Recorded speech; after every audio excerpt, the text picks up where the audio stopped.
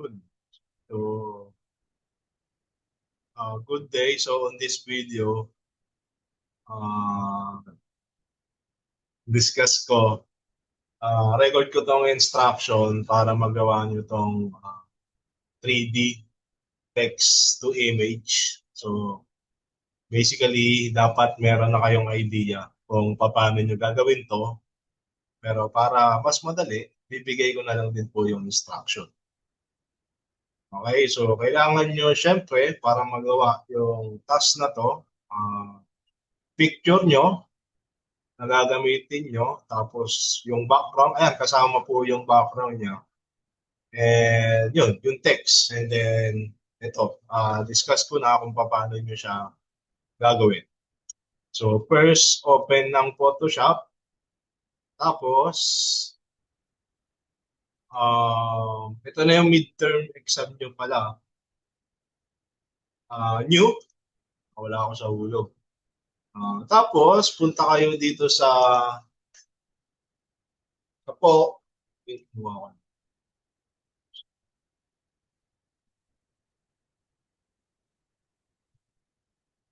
Ayan. Itong dito na lang sa photo. Tapos, dito na lang tayo sa default Photoshop size. Tapos, baguhin nyo lang yung resolution. Pwede ba? Sige, 300 natin yung resolution natin. RGB color, tapos create. Ayan. So, ito yung magiging workspace nyo or artboard. Again, ito po yung output na kailangan. So, mangyayari, picture nyo, tapos sample lang naman to si last name yung gagamitin nyo. First name lang nalagay ko dito. Pero last name nyo yung gagamitin nyo dito. Okay, now let's start. Kuha muna tayo ng text. So, yung A muna yung gagawin natin. Pili na lang kayo ng font style na gusto nyo. Yan, alam nyo naman paano. So, type muna natin yung letter A. Iiwalay ko yung ibang letters mamaya. Okay? Kasi yun lang yung i-reflect natin dito. Saka hindi kasi kasya sa image kapag malaki. Kapag sinakop ko yung malaki. Mamaya makikita nyo. So, yan, kapag meron na tayong initials na A, resize lang natin siya. Control T yung pinindot ko para lumabas yung resize option. Tapos, ayan. Lagay muna natin siya banda dito. Pwede pa naman natin siyang i-move mamaya. And then, duplicate po natin siya para ma-duplicate natin. Ang shortcut keys ay hold nyo yung control plus letter J. So, makikita nyo dito sa layer option natin. Ayan, meron na tayong dalawang letter A. Now, ang gagawin natin, gawa naman tayo ng folder. Ayan yung magiging container natin na ang gagawin nating parang shadow or 3D effects ng text natin. So, lagay lang natin siya dito sa baba, ay sa gitna. Okay, so pag nasa gitna na, hindi pa natin na ilalagay sa loob yung itong layer na to, na letter A. So, para ma-place natin siya sa loob ng folder, hold and drag natin siya dyan sa gitna. So, makikita nyo, nagkaroon ng border yung group 1 na folder. So, pag naging ganon, pwede na natin siyang bitawan. So, mapapansin nyo, naka-indent siya. Ibig sabihin, nasa loob siya ng folder na to, ng group 1. Pwede natin i-rename yung folder, okay, if you want lang. Read the text. I-rename ko lang yung folder. Pag dinrag up, click ko yung drop down, ayan, lalabas kung ano yun, naman yun. Now, select natin kung ano yung nasa loob. Ang gagawin natin, i-duplicate natin siya papunta sa right side. Okay, so may shortcut keys tayo na gagamitin doon. Ito, hold nyo yung control saka alt, magkasabay.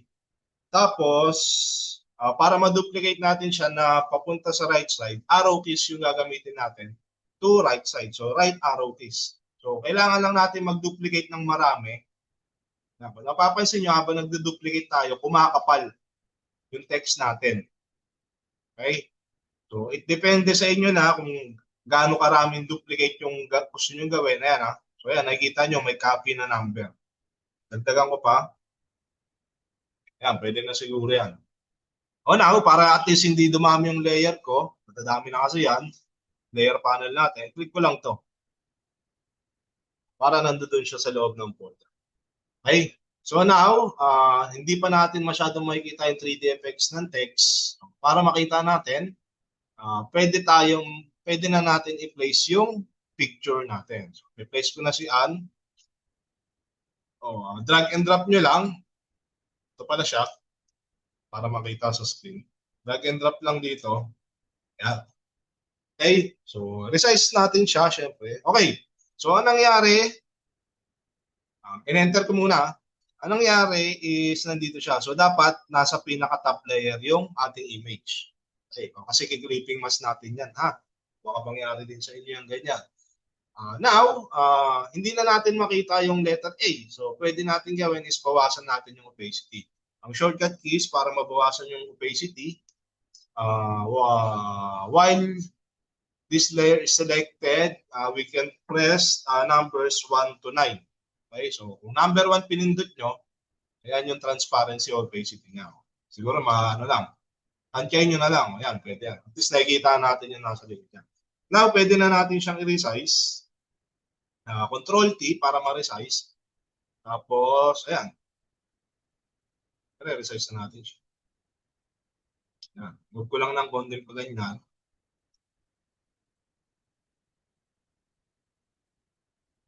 Depende sa inyo kung paano nyo yung gagawin, ha. Ayan, okay na ako dyan. Sa ganyang position, hit enter para mag-apply yung changes. Okay? Now, papalinawin ko ulit to 100% yung opacity niya. Kailangan pala masakop ko itong nasa baba. Okay. Move ko lang ng konti pa baba. Ano, okay na yan. Make sure na masasakop niyo yung buong letter.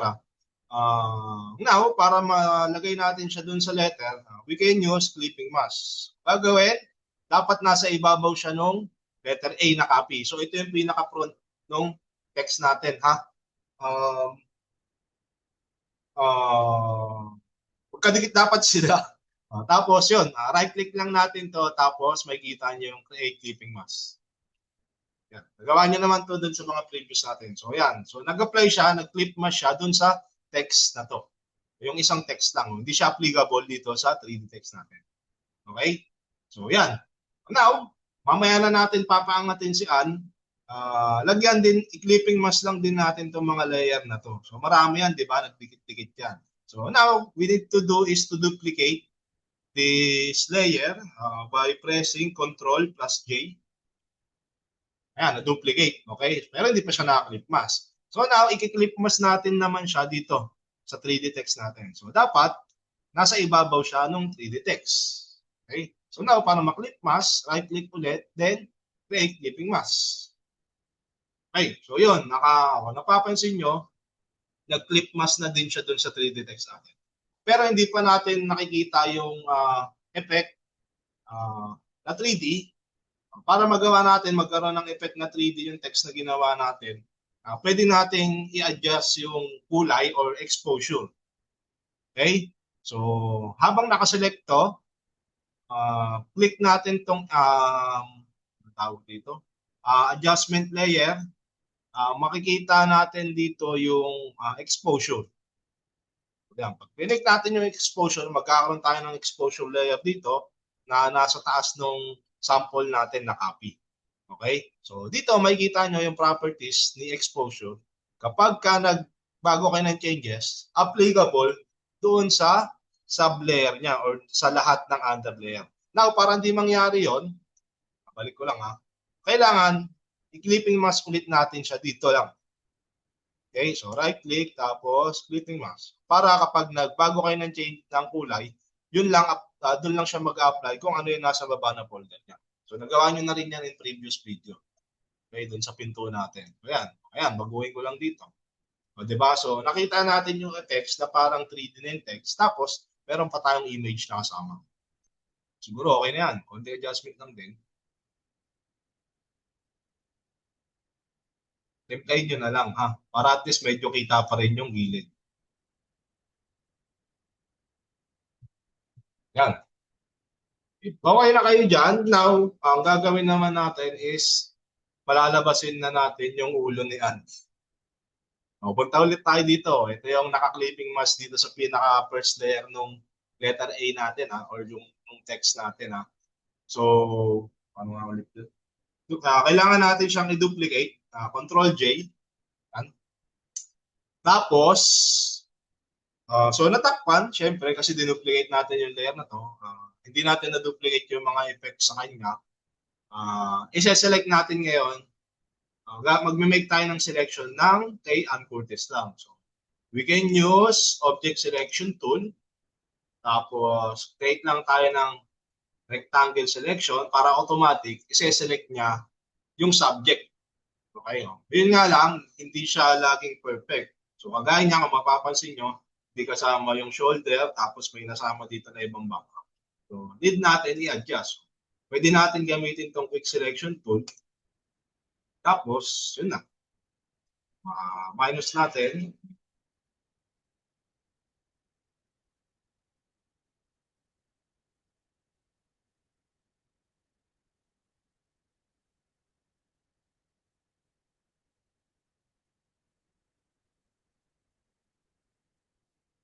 Siguro yan, dito naman sa kapila. Subtract tayo ng selection. Ha?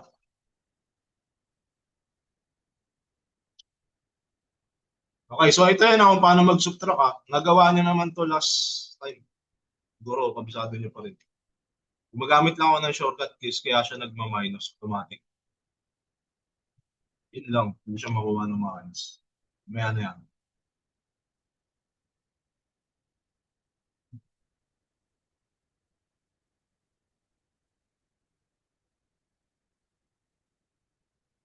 Yun, ayan, nadali ko na.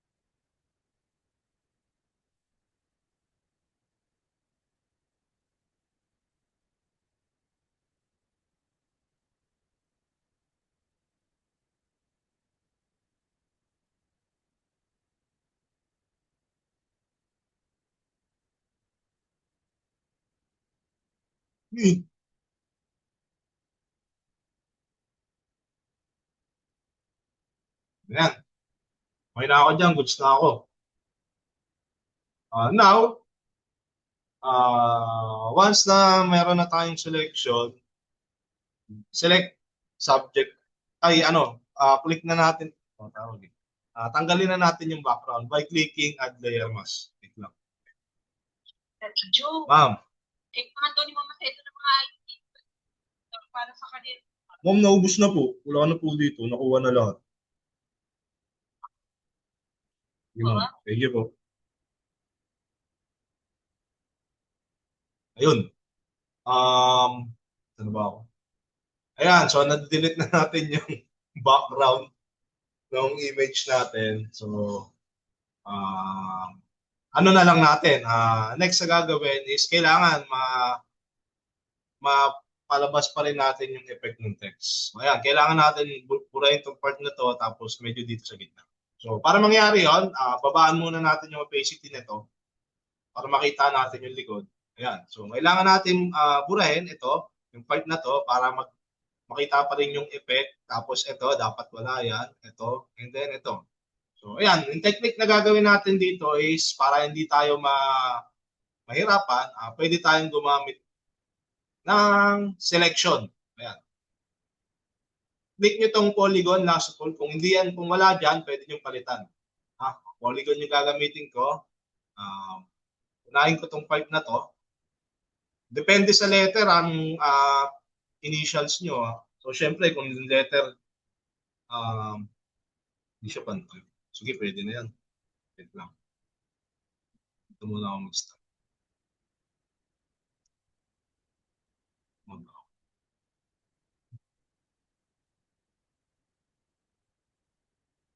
Hindi. Ano ko na siya pala. Sorry. Wait. Ito na pala, yung triangle na pala yung pwede kong kunin dito. Kasi buburahin ko rin pala to. Kasama pala sa i-erase to. Yan. Hindi pantay. Why?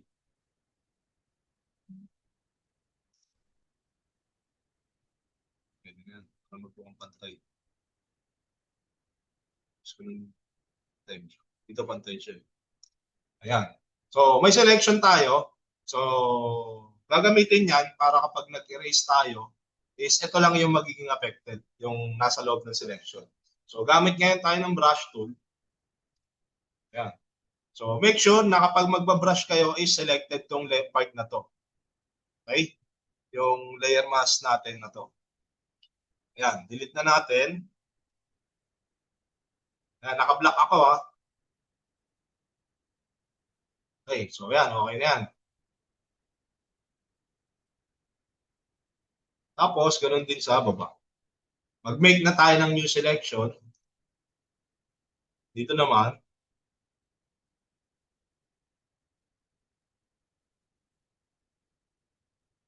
ayan ko na. Ay!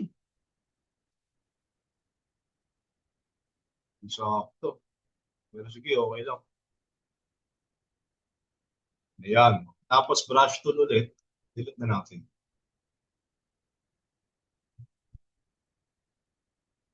Ganun.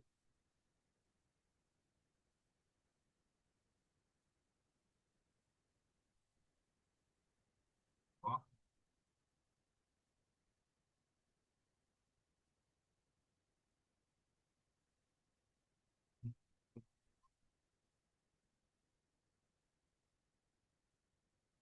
Kaya ata siya na-delete na maayos. Wait lang, ulitin ko lang din dito sa taas. Parang meron natira eh.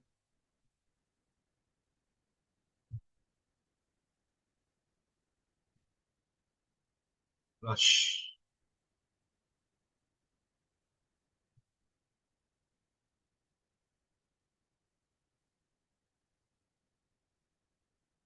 Yan.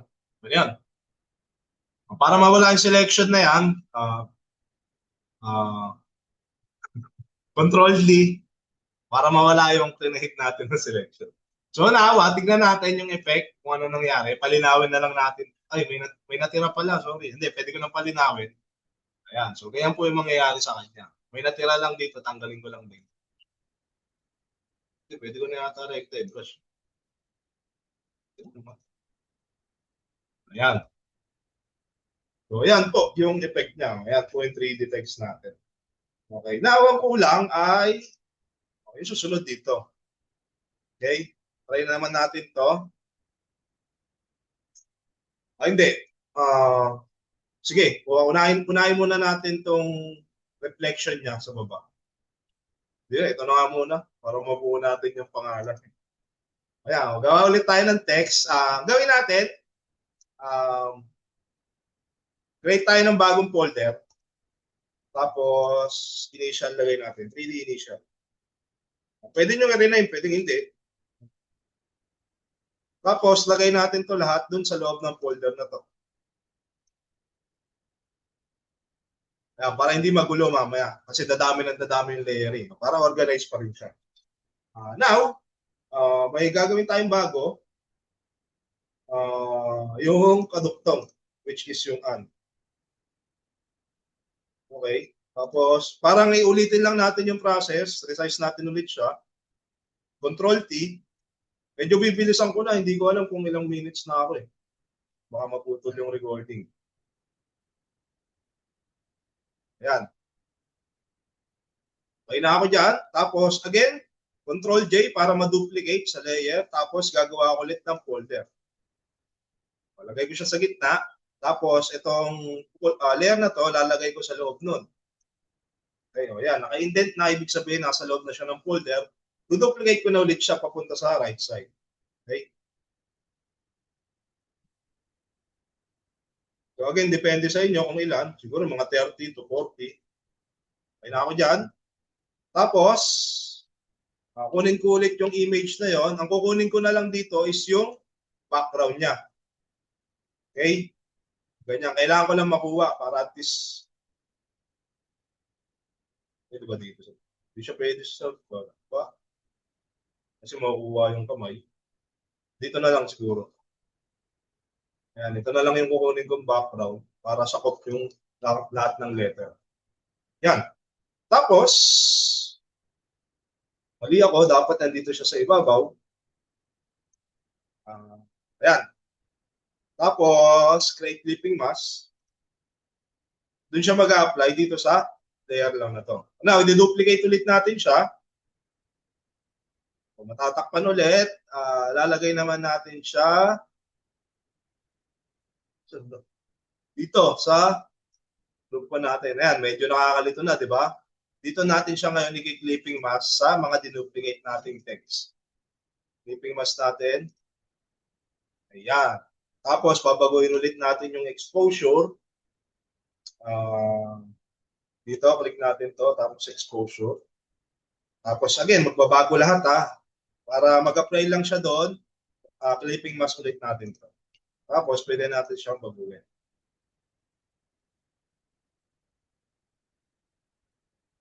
Yan, medyo okay na yan, di ba? Yan, so nakuha na natin yung pangalan. Una, kukunin naman natin yung effect ng reflection niya. Tapos, lalagyan din natin ng shadow. Ayan, shadow yan. Nakikita niyo. Okay, so lagyan muna natin ng shadow.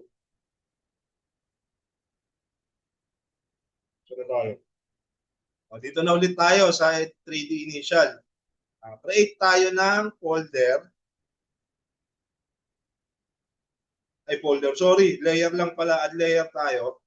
Ito, tapos lagay natin dito sa ilalim. And then, brush tayo. Naka-block naman siya, so click lang kayo ng brush dyan. Hindi block.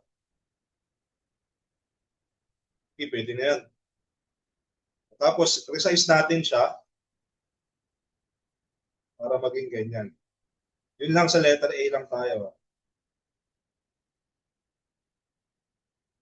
Yan. Diba? Parang shadow na siya. Tapos, para mas maganda yung effect niya, pwede natin labuan yung opacity. Pwede lang kayo pumindot ng numbers from 1 to 9. Ayan, di ba? Parang may shadow na siya. Move na lang natin ng konti pataas.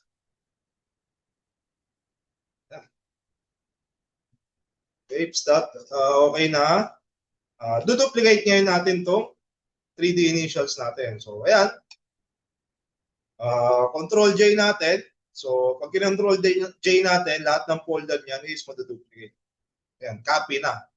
Okay? So, dalawa na yan, ibig sabihin. Pero hindi pa natin nakikita dito. Now, ang gagawin natin, Control T natin habang nakaselect yung copy. Control T. Tapos, right-click and then flip vertical. Baliktad siya ngayon. Saka natin siya i-drag pababa. Yan. Bigitin na natin. Yan, pwede na yan. Ganyan. Hit natin yung enter. Diba? Now, para makuha natin yung effect na yun na parang naputol siya dito, gradient tool yung gagamitin natin. So, ito naman yung tool na yun, yung gradient tool na yan. Tapos, by default naman, ito yung settings niya. So, wala na kayong papalitan dyan. If ever man na maiba, punta lang kayo dyan, basic, tapos ito yung kunin nyo sa pinakauna. Okay? Linear gradient tayo. So, hindi pa natin siya pwedeng gamitin. So, would not use gradient tool because the pixels in group cannot be edited without merging the group. Okay? So, hindi natin siya i-merge. Kasi pag merge natin siya, masisira yung effects natin. Ang gagawin natin, magke-create tayo ng layer mask. Ayan, tama. So, kapag na-create na tayo ng layer mask, dito tayo ngayon mag-gradient. So, selected dapat to. Okay? Dapat nakaselect yan. Tapos ngayon, pwede na natin gamitin yung gradient. So, para gamitin yung gradient is, mag-create lang kayo ng line. Pwedeng pababa. Pag pababa ginawa nyo, okay? So, nandito yung transparent. So, kailangan ang line nyo is pataas. Okay? Ayan.